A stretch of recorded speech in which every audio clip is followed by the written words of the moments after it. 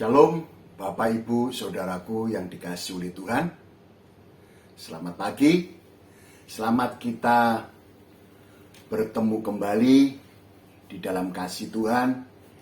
Dan kita ada di dalam ibadah online karena pandemi COVID. Bapak Ibu Saudaraku yang dikasihi oleh Tuhan.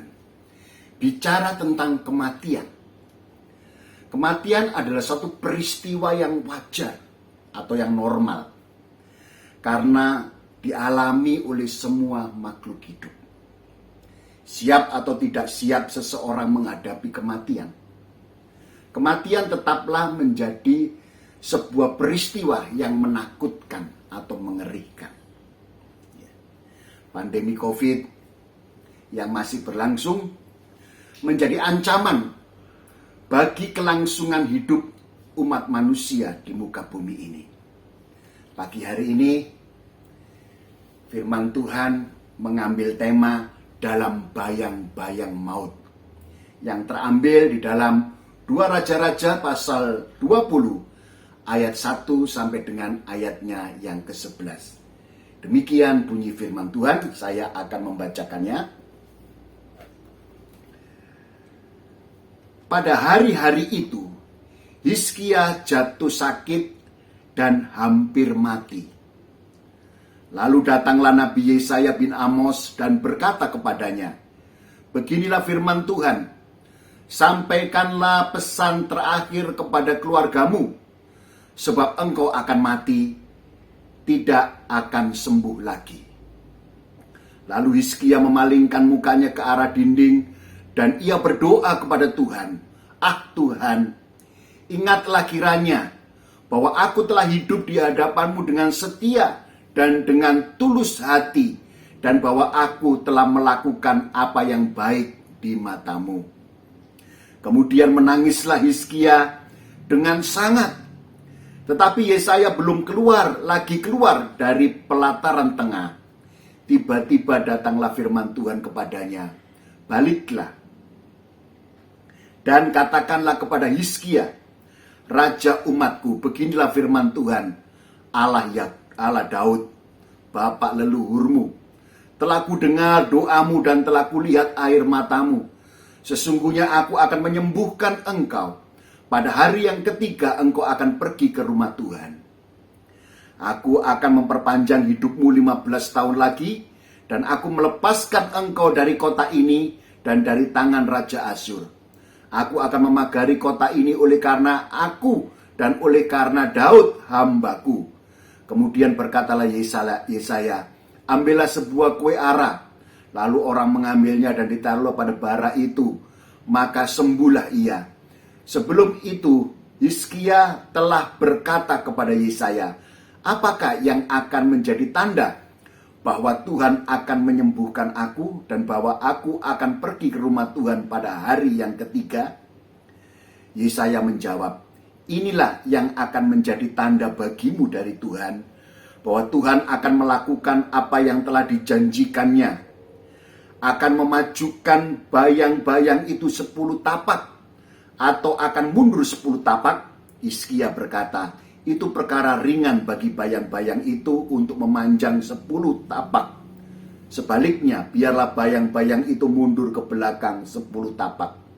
Lalu berserulah Nabi Yesaya kepada Tuhan, maka dibuatnyalah bayang-bayang itu mundur ke belakang 10 tapak, yang sudah dijalani bayang-bayang itu pada petunjuk matahari buatan Ahaz. Bapak Ibu Saudaraku yang dikasihi oleh Tuhan, di sini kita bisa melihat bahwa Hizkia sedang terancam kematian, yaitu mengenai penyakit yang dideritanya.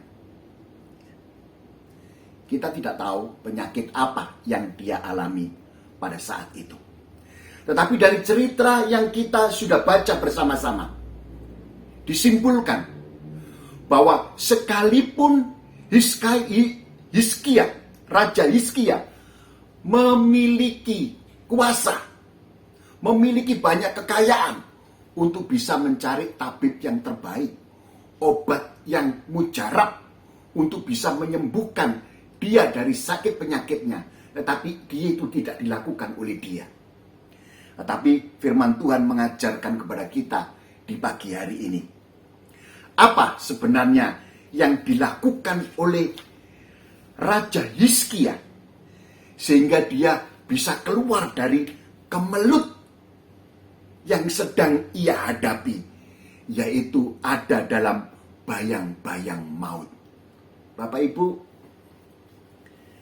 kita tahu bahwa pandemi ini ya itu bisa membawa kepada satu kematian.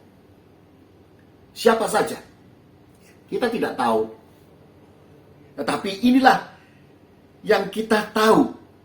Apa yang dikatakan oleh firman Tuhan, bagaimana Hizkia bisa keluar dan mendapatkan satu pertolongan dari Tuhan tepat pada waktunya. Jawabannya adalah di ayatnya yang kedua. Firman Tuhan berkata, lalu Hizkia memalingkan mukanya ke arah dinding dan ia berdoa kepada Tuhan. Bapak, Ibu, Saudaraku, doa itu memiliki sesuatu kekuatan yang begitu luar biasa. Di tengah-tengah penderitaan sakit penyakit yang dialami oleh Raja Hizkia, Hizkia tidak mencari obat, tetapi dia mencari Tuhan. Dia mencari Allah yang sudah selama ini memelihara dia dan melindungi kehidupannya. Dan hanya kepada dialah Hizkia percaya. Firman Tuhan katakan, Hizkia menangis dan berdoa untuk mendapatkan pertolongan Tuhan. Keluar dari bayang-bayang maut tersebut. Ya.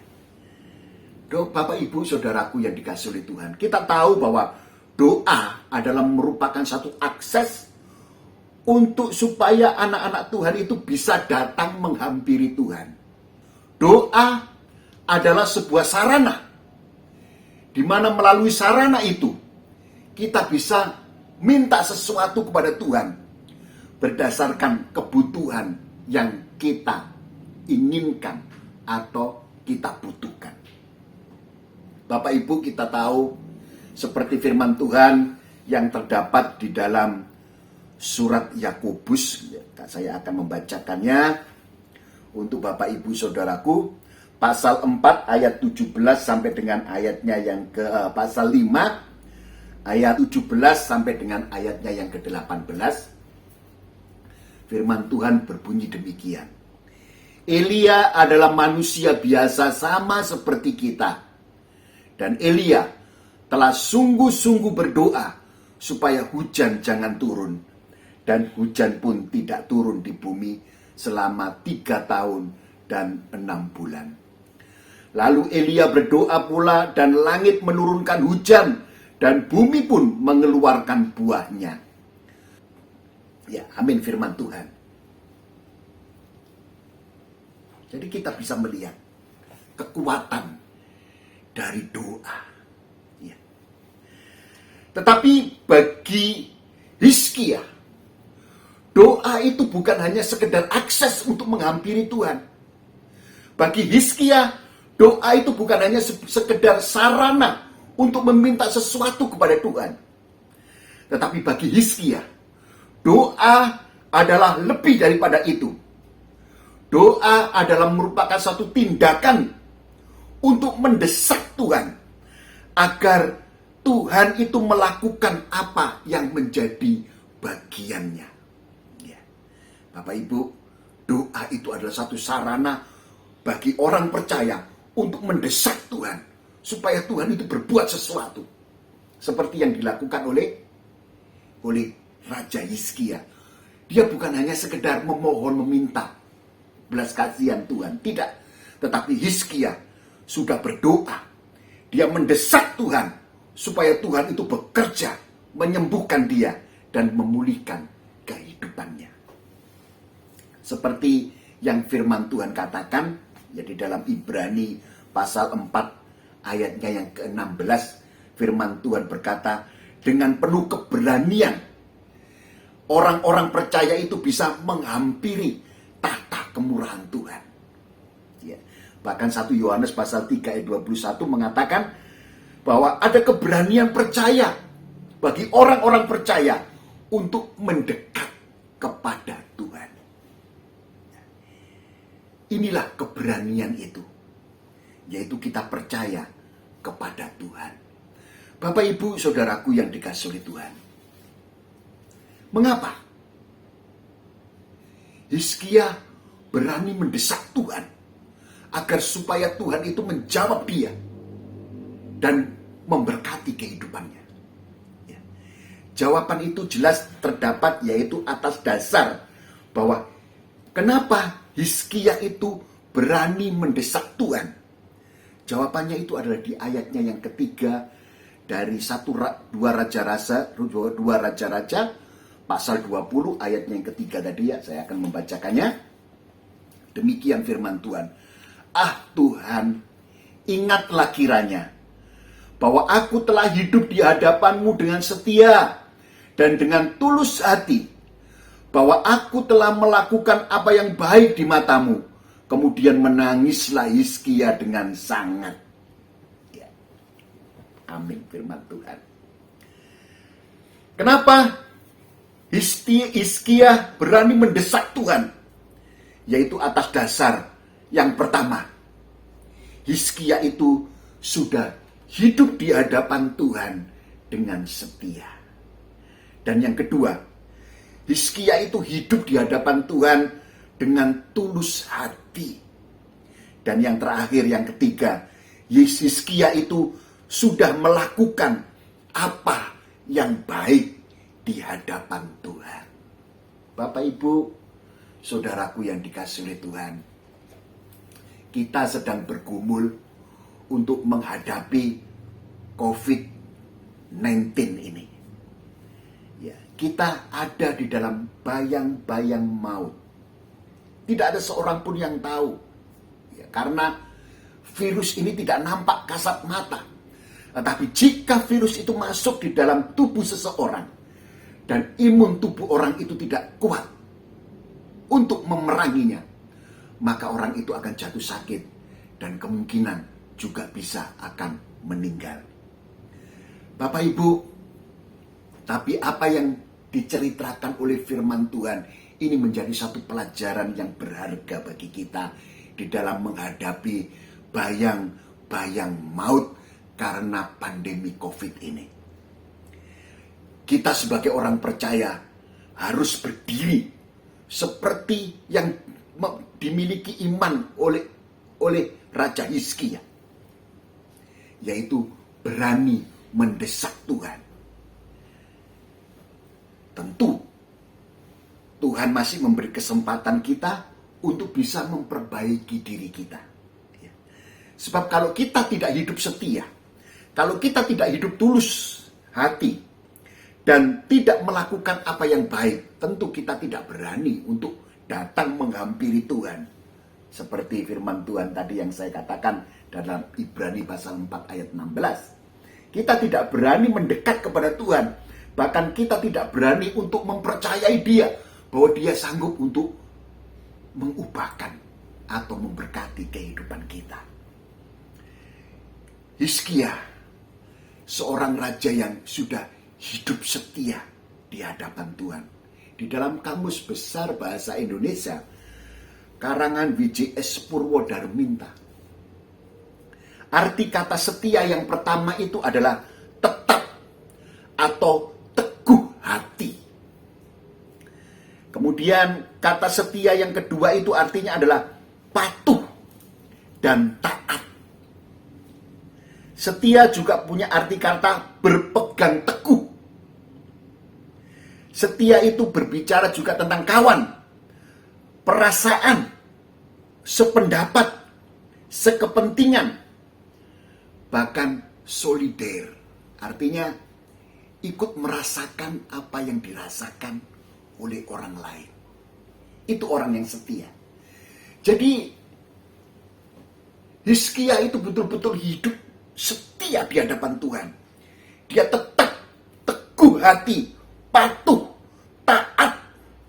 Bahkan dia bisa merasakan apa yang dirasakan oleh Tuhan. Tuhan benci dosa, dia pun menghindari dosa. Tuhan menyukai keadilan dan Hizkia berlaku adil di dalam kehidupannya. Itu adalah orang yang setia. Kemudian yang kedua, Hizkia itu orang yang tulus, ikhlas, sungguh, bersih hatinya. Benar-benar terbit dari hati yang suci, jujur, dan tidak serong. Itu arti kata tulus hati. Dan yang terakhir, Hizkia adalah seorang yang dikatakan sudah melakukan apa yang baik.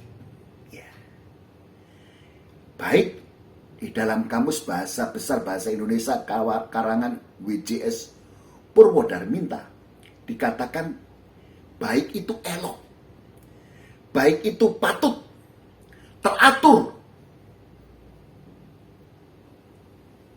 beres, tidak ada celahnya, tidak jahat, selayaknya atau sepatutnya. Bapak Ibu Saudaraku yang dikasihi oleh Tuhan, kita tentu kepingin, rindu bahwa kita itu bisa datang kepada Tuhan membawa doa-doa kita, sehingga doa-doa kita itu didengar dan dijawab oleh Tuhan. Tetapi pagi hari ini firman Tuhan berbicara kepada kita, bagaimana kita bukan hanya sekedar berdoa meminta, tetapi bagaimana firman Tuhan mengajarkan kepada kita untuk mendesak Tuhan. Apa yang harus kita lakukan supaya kita itu bisa datang dengan kepada Tuhan dengan satu kondisi seperti kita itu mendesak Tuhan. Yang pertama adalah kita harus membangun satu kehidupan seperti yang sudah dilakukan oleh Raja Hizkia. Dia sudah berbuat baik. Dia hidup tulus ikhlas. Bahkan dia sudah hidup di hadapan Tuhan dengan setia. Dibutuhkan karakter-karakter yang indah. Dibutuhkan karakter-karakter yang dimiliki oleh Tuhan sendiri. Agar supaya kita memiliki keberanian untuk mendesak Tuhan. Seperti yang dimiliki oleh Raja Hizkia. Bapak Ibu, kita masih diberi kesempatan oleh Tuhan. Untuk kesempatan ini memperbaiki diri kita. Mari kita berbuat sesuatu di mana kita bisa memperlengkapi hal-hal yang baik untuk sebuah persyaratan bagi orang percaya untuk bisa datang kepada Tuhan, bukan hanya sekedar minta, tetapi mendesak seperti yang dilakukan oleh Raja Hizkia, sehingga akhirnya Tuhan menyembuhkan dia. Bukan saja Hizkia, di cerita ini firman Tuhan katakan, sesudah Hizkia berdoa, kemudian Nabi Yesaya keluar. Ya. Kemudian firman Tuhan datang dan disuruh katakanlah kepada Hizkia, raja umatku, bahwa dia tidak mati, dia disembuhkan dan ditambah umurnya 15 tahun. Apa tandanya? Ya. Kemudian Hizkia minta tanda itu bukan 10 tapak maju, tapi 10 tapak ke belakang. Ya. Dan ganti, bukan saja Hizkia yang mendesak Tuhan, tetapi di cerita firman Tuhan ini berkata, kemudian Yesaya pun berdoa kepada Tuhan, mendesak kepada Tuhan, untuk supaya Tuhan melakukan bagiannya, yaitu bayang-bayang ini bukan memanjang maju, tetapi mundur 10 tapak. Dan itu sesuatu yang tidak terlalu sulit bagi Tuhan untuk melakukannya. Sebab bagi Allah yang kita sembah, tidak ada sesuatu yang mustahil. Allah kita adalah Allah yang luar biasa. Allah yang sanggup melakukan segala perkara. Tetapi kitalah yang seringkali membatasi kuasa Tuhan itu. Sehingga seringkali kita tidak bisa melihat berkat-berkat Tuhan, mujizat-mujizat Tuhan itu nyata atas kehidupan kita. Bapak, Ibu, Saudaraku, mari pagi hari ini kita muliakan Dia. Di tengah-tengah pandemi COVID, ya, jangan takut. Sebab Tuhan tidak pernah meninggalkan orang-orang miliknya. Tuhan selalu menyertai kita. Bahkan seperti firman Tuhan dikatakan di dalam Mazmur pasal 23, saya akan membacakannya untuk Bapak, Ibu, Saudaraku. Ayatnya yang keempat, firman Tuhan berkata demikian. Sekalipun aku berjalan dalam lembah kekelaman, aku tidak takut bahaya. Sebab Engkau besertaku. Gadamu dan tongkatmu, itulah yang menghibur aku. Amin, firman Tuhan. Puji Tuhan, kita rayakan kemenangan, kita bersorak-sorai, kita memuji Tuhan, karena Dia adalah Allah yang tidak pernah meninggalkan kita. Di tengah-tengah pandemi COVID, Tuhan tetap beserta kita. Tuhan memberkati. Haleluya. Amin.